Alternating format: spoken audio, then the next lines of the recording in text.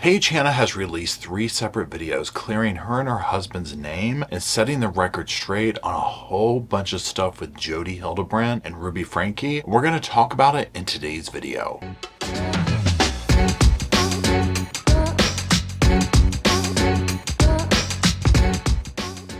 Hello, Sofa Squad, and welcome back to the sofa.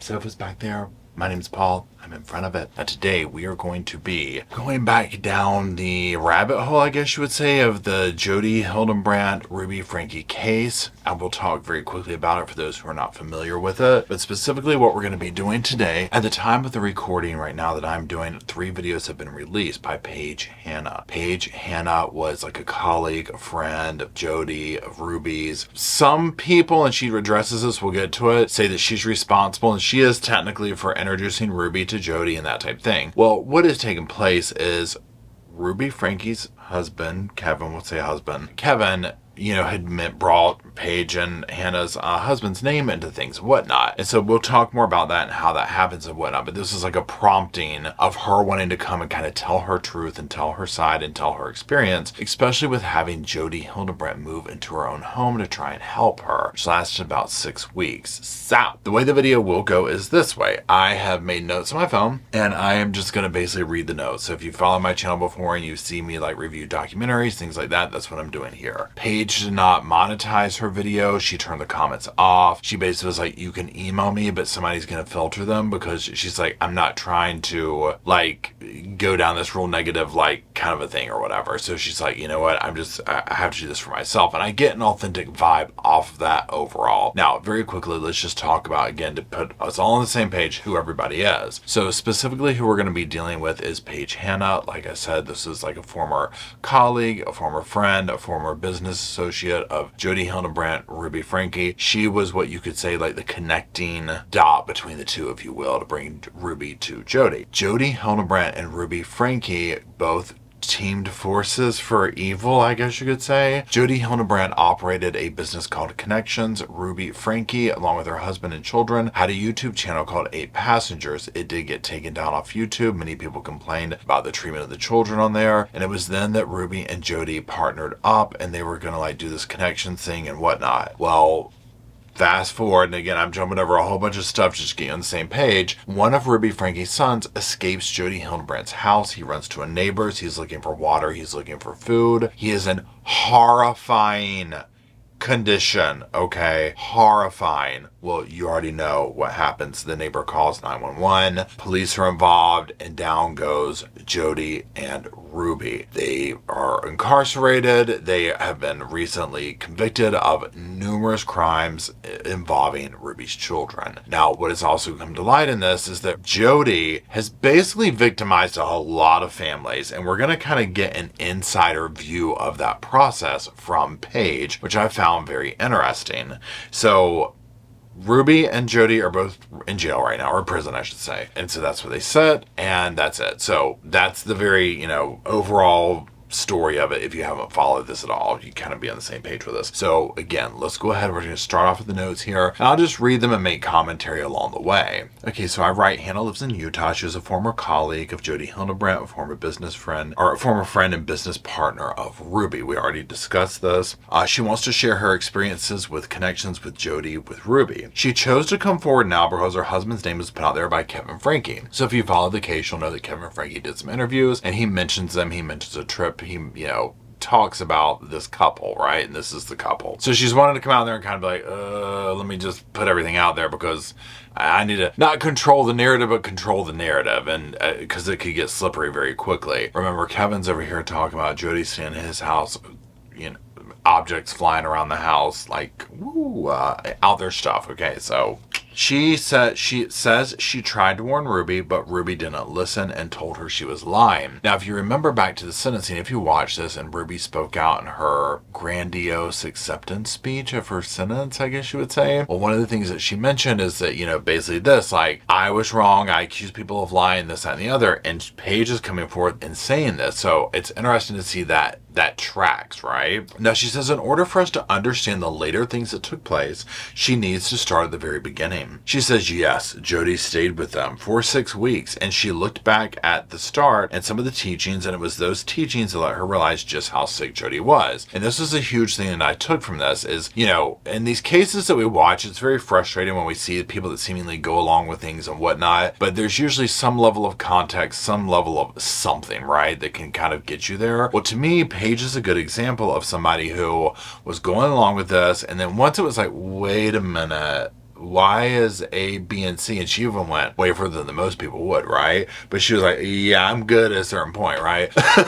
It reminds me of April Raymond, if you follow the Daybell case. And Lori went to her friend April and was like, hey, girl, look, you want to be a part of this 144? And she was like, yeah, thought I knew you, but no, goodbye. This is the same type energy here. Now, one thing that Paige does bring up, and I'm going to go ahead and say it because I'm thinking about it, but she might mention this later and we'll just kind of repeat it or whatever, is, you know, Paige is like, look, some of these teachings, I learned something from them, right? And it was those teachings, just like she said, that were enabled me to sit there and then look at Jodi's behavior and say, well, wait a minute, Jodi teaches this and that, but why isn't she doing this and that? And so I found that to be very interesting, and it kind of sums up the vibe that Jodi gives, that, you know, you couldn't put a finger on it type thing, but hearing somebody who lived it with her is like, yeah, no, y'all aren't crazy. This is what she was doing. Okay, so let's keep going. Jodi was always a dark person and wore a mask and used good things to bring in her dynamic of control. So what I mean by that is like she always, the way Paige described it is, you know, she was kind of this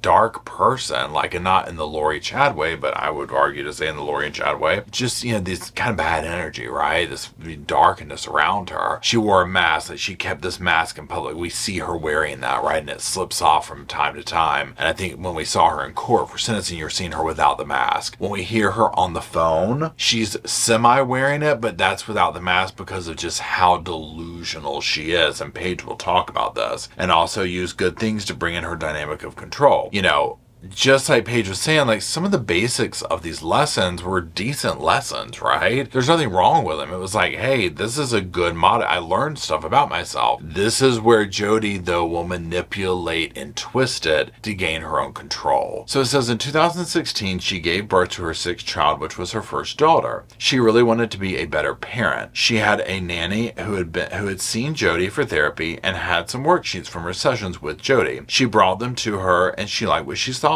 So a year later, Paige hears Jodi is doing a parenting class, and she decides to take it as a 6 weeks class, and she says she sat in the class and there were good things. So this is what I'm talking about. She's kind of giving her perception of like how she arrived there, you know, and she's like, look, I had all these kids, I was doing this, you know, my nanny had taken classes, she brought these worksheets in, hey, these sound great, who doesn't want to better yourself? Let me go try this out. She goes, it's interesting, it's great. This is what I'm talking about. There's this level of normalcy with it that Jodi is hooking people in with, but then very quickly subverting that. Paige says that she wants us to understand some principles so that we have a better idea of what took place. And she describes a picture with 2 arrows and says one says peace and the other says pain. Each of them have examples listed. So basically what she's doing is almost thinking of it like this categories of what Jodi was teaching. Peace and pain. And then there's like, you know how Jodi does the list. So like peace equals all this stuff, pain equals all this stuff. This is the origins of truth and distortion. This is the origins of it. So she was like, you know, I hear, and she is so funny because she's like,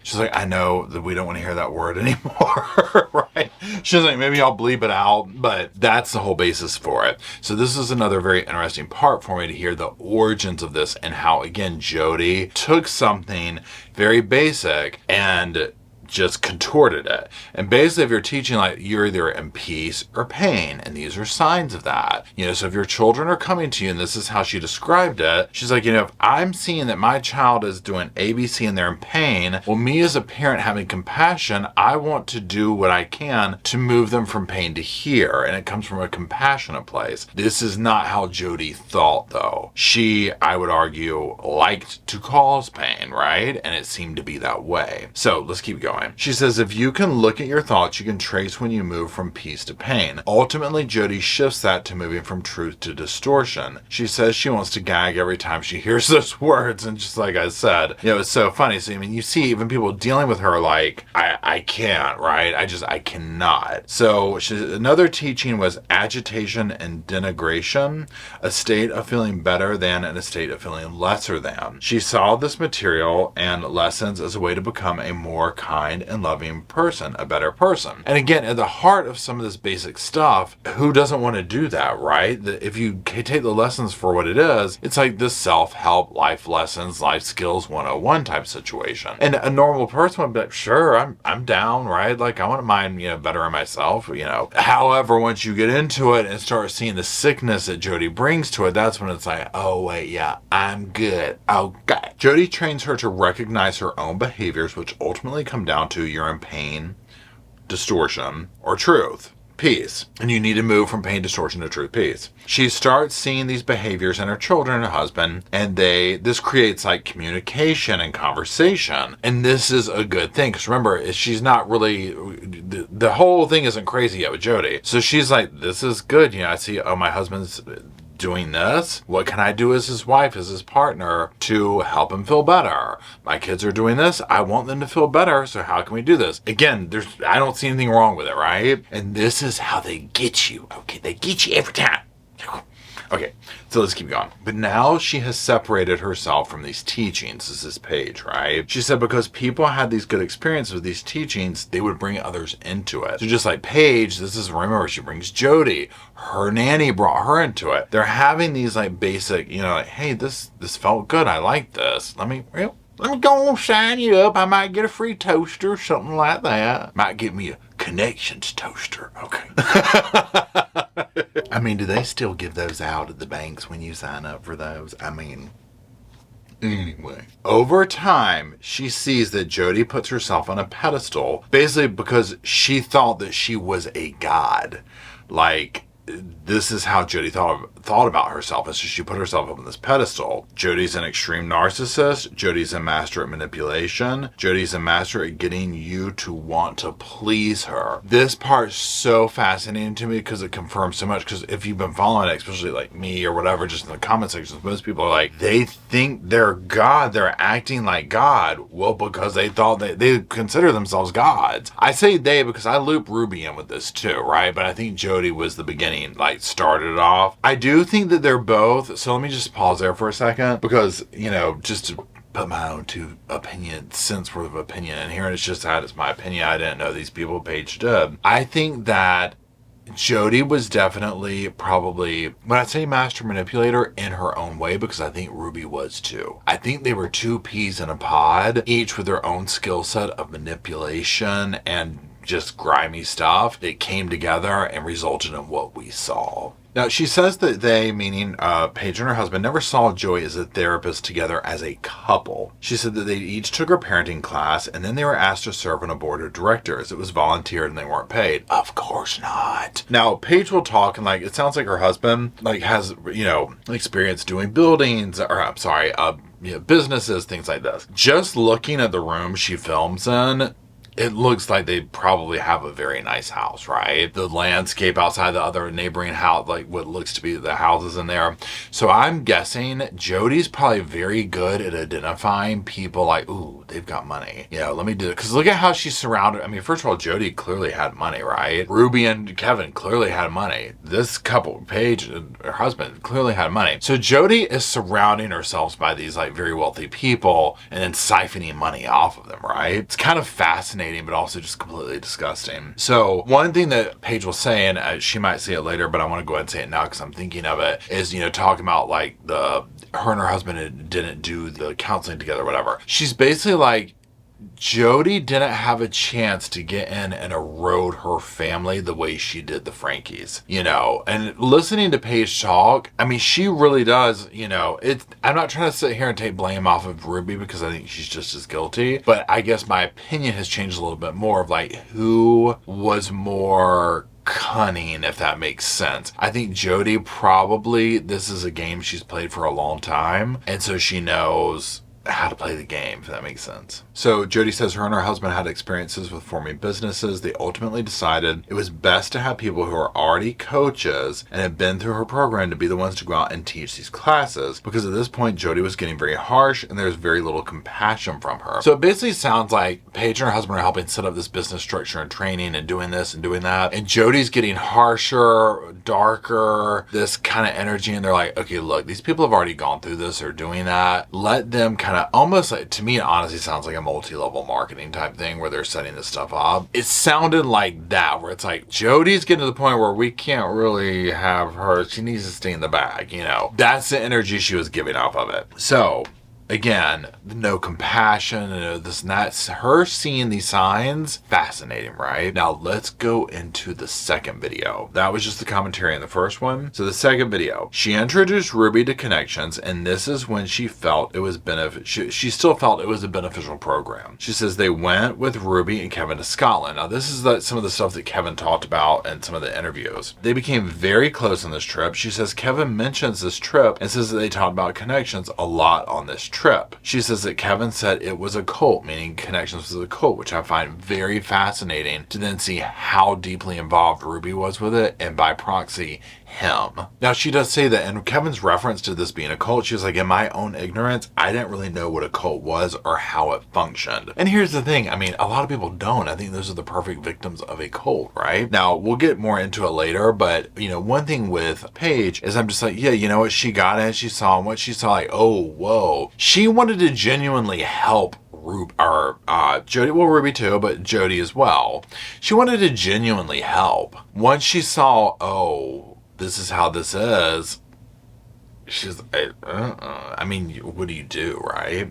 Okay, let's keep going. So then I wrote key things, or maybe she said this, I don't know, but I wrote key things. One person at the top is an exception to the teaching that they teach. She uses this to cite a question she got in a lot of your feedback email. How could you follow Jodi when she wasn't married and had no relationship with her children? I mean, and ain't this the kicker, right? All the advice that Jodi gives, and it's like, she ain't got no man. She ain't got no man.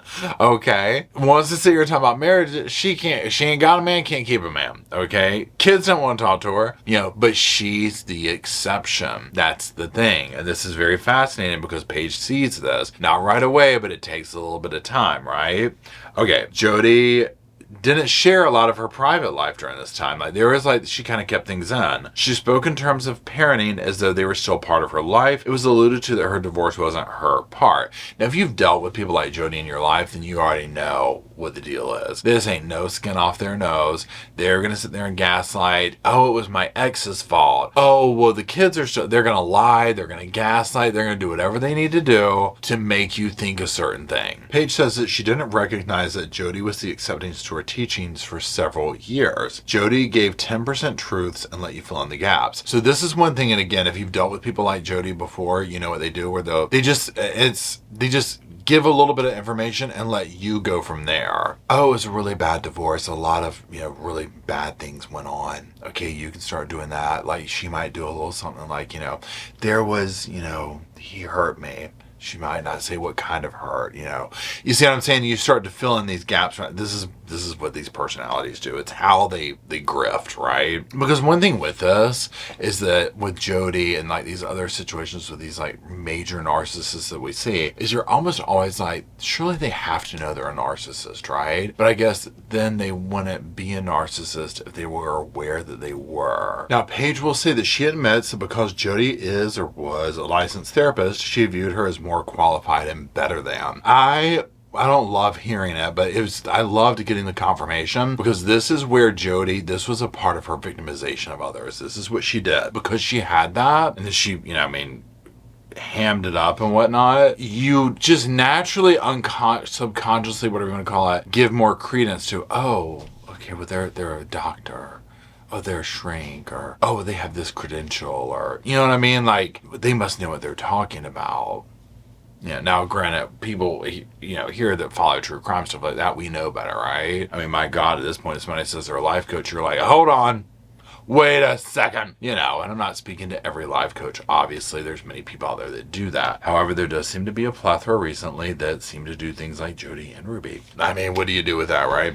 So it's kind of nerve-wracking, but I see what I get what she's saying. Now, she also says that she didn't watch Ruby's YouTube channel, so she didn't see any serious red flags from the beginning. She can't really speak to a lot of the stuff that people were complaining about and whatnot because she wasn't watching the YouTube channel. So, and what I'm talking about is like people being like, why did you reprimand your kids this way and do this and do that? Because there's definite red flags going on before Jodi and Ruby collided. This is why I don't like completely write off like, oh, Ruby's just another victim of Jodi's. No, she was already doing some pretty sketchy stuff before Jodi was even in the picture, okay? So there's that. Okay, now, she says at a certain point, she says that her and Jodi would have business calls, and Jodi starts bonding and basically talking about, I'm having these horrific nightmares. So essentially, they're on the phone doing these business calls with one another, and Jodi's talking about these horrific nightmares that she's having. She says that a common theme in the nightmares was that Satan was out to get her. And she says that this shows Jodi's narcissistic behavior basically because she really viewed herself as a god. It wasn't like some dark entity. It wasn't this or that.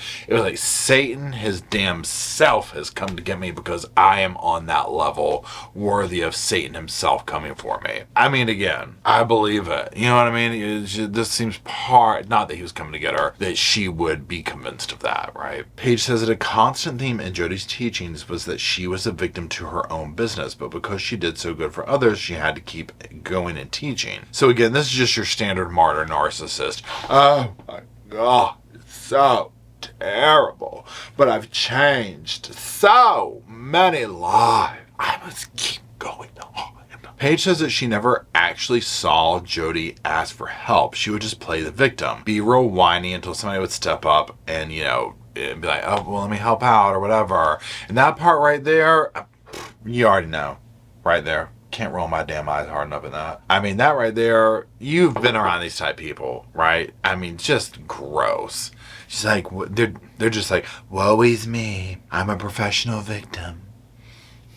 Maybe somebody will help me. It's so infuriating. And especially at the end of the day when something like this takes place, but then at the end of the day, the things that happen to families and the children and whatnot makes it even more infuriating. Let's keep going. By the end of 2020, Paige and Ruby decided to do a YouTube channel together named Under the Rug. Now again, I should have mentioned this in the beginning, but Paige has named this YouTube channel that she's putting these videos out on Under the Rug. She says this is no coincidence and that she named the current channel Under the Rug. So interesting that they were supposed to have that together. Paige says that as they were doing the channel, she began to see the lack of compassion with Ruby. She says it was an example of how two people can hear the same thing and completely interpret the message differently. So what she's talking about is basically the lessons coming from Jodi. She's like, we're hearing the same thing, but it's completely different. She's coming up from this place of, like I mentioned earlier, to cite another example, or earlier example, oh no, my kid is doing this, so the lessons we learned, this is they're in pain. Well, let me comfort them. What can I do to bring them over to, the other thing? Whereas Ruby, we already saw how she was, right?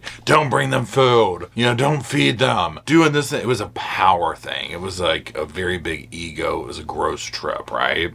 So she starts seeing this behavior with Ruby. She says at one point, Ruby was talking to her about a woman who she was sponsoring in a 12-step program. She says that their 12-step programs are very common in connections. She says you don't have to be addicted to like a substance because you can be addicted to things like denial and things of this nature, like concepts like that or behavior patterns and whatnot. So Ruby said she was going to drop this woman as a sponsor because this whole situation of overdoing dishes, basically. And she said that the woman was going to bed every night, but she just wouldn't do the dishes, and therefore she's dishonest. This whole thing about the dishes or whatever, right? So Paige is sitting here basically like this, like, this woman's talking about this whole mental block about doing the dishes at night, leaving them over, saying, like, this is just one example. And Paige is like, how do you know that she doesn't have some major trauma built up around the kitchen sink? Like, what if she had been harmed by somebody else as a child or as an adult by her husband, something at the kitchen sink, and this was the mental block about doing the dishes every night and putting them up? It was almost like this little task that she had been given. And this was kind of the difference in thinking, where Ruby was like, nope, I got to get rid of her. She's this horrible person. She won't do this. You know, there's no compassion, like she was saying. And we see this with Ruby. We saw her with their children. Imagine how she was with just a random person. Now, when she presented this idea, this concept to Ruby, she basically was like, Ruby just turned her nose up at her and was like, I haven't heard Jodi present it that way. You know, remember, Ruby was very jealous of the friendship of Paige and Jodi. Remember that? Where Ruby wanted to be the Paige. Okay? You know, and Paige eventually saw through it and was like, yeah, got to go. You can have her, girl. Paige goes on to say that she was blown away by the lack of compassion from Ruby, but also the fact that she was using Jodi as a gauge for how she views other people. And this was a wake-up call for her. So that was the whole thing, where she was like, Ruby wasn't willing to look at this, and again, we're going back to the dishes situation, of this thing on her own. Like, well, maybe this lady, something happened to her. Like, it's weird that you have this blockage about, I mean, granted, we don't want to do that. None of us want to do the dishes, but like, this sounded different, right? And instead of having her own thought about it, it was, well, what was Jodi's viewpoint? Let's look at it through Jodi's lens. Well, Jodi, as we know, is basically a little like demented goblin, right? I mean, this is not the person you want to see the world through, okay? So this was a wake-up call of like, oh, whoa, this is, wow. Okay. Paige says that she weaponized her teachings and principles. I mean, amen, girl, right? Amen. Okay. Sums up the whole thing. Paige said that a lot of the people who remain in the teachings remain there because they enjoyed the power over others the teachings gave them. It was the mindset of, see, I'm better than you because I know this. I mean, literally, we saw this so present with Ruby, with Jodi. I mean, the people that we saw. It literally, think back even, okay, so take them out of it. Look at Lori Daybell, Chad Daybell. This sums up that personality. Like, I'm better than you because I can see past the veil.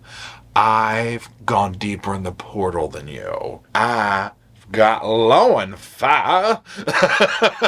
You know what I'm saying? Like, this is the whole thing that they do. It's like this, I'm better. It's completely hypocritical to the point that they're making, which this should be about compassion and love and teaching and growing. It's not. It's a self-serving, ridiculous thing that they're doing. Now let's get into that third video. And let me just say this about the third video. Okay, you already know what I was hoping for. Okay, it didn't quite serve in this one, but we might get to the next one. So if you've been following the case, and you'll know that this whole situation of like, oh yeah, Jodi moved in with this couple for 6 weeks. They had to kick her out because she was like all over the woman's husband and blah, blah, blah, blah, blah. Y'all know I clicked the video so damn fast. And this is, let's just put out a request page. Paige, first of all, if you're watching this, kudos to you, girl, for getting out here and speaking your truth and putting this out there, and we thank you for it. It's definitely shined light and everything. I don't know if you're gonna make a fourth video. I assume there seems to be a lot more to tell. We would like to make a special request, if we can so do so. We have got to get the tea on what she tried to do with your man and how that went down. Spill it. We need it. Call me nosy. Call me whatever. I will own it. I just need the info. Okay, so let's get into the third video. So she says that some of these teachings that she had learned from Jodi in the beginning, the basics of them were good teachings, things that she utilized, and that also it was by these teachings and learning about her own brokenness that she was able to finally see the brokenness in Jodi. Now, the irony of this is that Jodi, through all these teachings and whatnot, was able to teach someone enough that was open to learning, but not like a sick individual that was like this narcissist type stuff. So she learned enough to be like, oh, well, wait, the teacher here is messed up. This is messed up. I'm out of here. I absolutely love that for Paige. Okay, let's keep going. So she wants to discuss the time Jodi stayed with him for 6 weeks. You know, I was just all over the damn video when she said this. I was like, get the popcorn. This is about to get good. Flying plates, spinning heads, goblin hands all over her husband. We need to know the details, right? Okay, so 2021 just finished the coaching retreat, and the coaches are going to go out in the field and get their own clients. It was that weekend that all these people were staying at her house. Jodi confided more about these wild dreams she was having. The retreat ends, everybody goes home, and then a couple of days later, someone calls saying that Jodi needs help. The call came from a woman out of the country who's known Jodi for a very long time. Jodi was also on this phone call, and the woman is expressing how unsettled she is about about how unwell Jodi is. The woman tells him that Jodi is in a state of possibly wanting to unalive herself. And this lady says that she's had this experience with a family member, like unaliving themselves, or someone that was in that state. And so this is like tugging her heartstrings, obviously. She wants to help and she offers for Jodi to stay with them. Again, kudos to Paige. Who wouldn't, right? Probably Ruby, but who wouldn't? Well, no, Ruby let her in the house too. Slept in the same damn bed. Can you imagine? Knowing what we know. Here's the difference. Paige said, girl, you gotta go. Ruby got in the same bed with her. Move Kevin on out. Anyways, any normal person would want to help. This is what what's her name? Jodi banked on. People like her bank on the kindness of others to exploit. Let's keep going. She says that she was apprehensive because Jodi is a lot to be around. God knows, girl, drink to that one right there. I mean, hallelujah on that. My God. I mean, someone had to say it. She didn't know it would last 6 weeks. You know that was the longest 6 weeks of her life. My God. Thank God Jodi wasn't able to unravel her family. Okay, let's keep going. The woman who called, so Jodi's friend, said that she was flying into the country to help with Jodi. This is a grown woman. I'm talking about Jodi. Got people flying from out of the country, moving in people's houses, talking about I'm a therapist. Not to say that we all don't have our stuff that we go through. I get that, but along with the other stuff she was doing, can't roll my damn eyes hard enough. Okay. She learns very quickly that Jodi is unwilling to seek professional help. So Paige learns this. Jodi's reasons for this are that the people are in distortion and will just put her on drugs. So this is what Paige will go into. And this is one of the things where if you've dealt with these type people, like, and I'm thinking of a few instances in my world where I was like, you know what? I'm going to do this one last scenario with this person. Any normal person in their position after this would move along to A, B, or C because they wouldn't want to remain in this zone. But a person who loves the drama and the attention will conjure something else up. This type person always does. They don't want help. They want to put you out. They want you to come from out of the country. They don't want to do anything that will call them out to be like, no, you're just a crappy person. She says one thing that Jodi taught that helped her see Jodi for what she was about denial. So she has a list about this. Avoidance, blame, entitlement, exaggerating. She names others. So she gets this woman who's a healer. Made me think of Julie damn Rowe, but she didn't say Julie Rowe. To work with Jodi. And figured it would help her, like, come along, whatever. And she's thinking that if Jodi is, willing to, at an unaliving place, maybe this can help her and, and whatnot. Like, just kind of, overall good.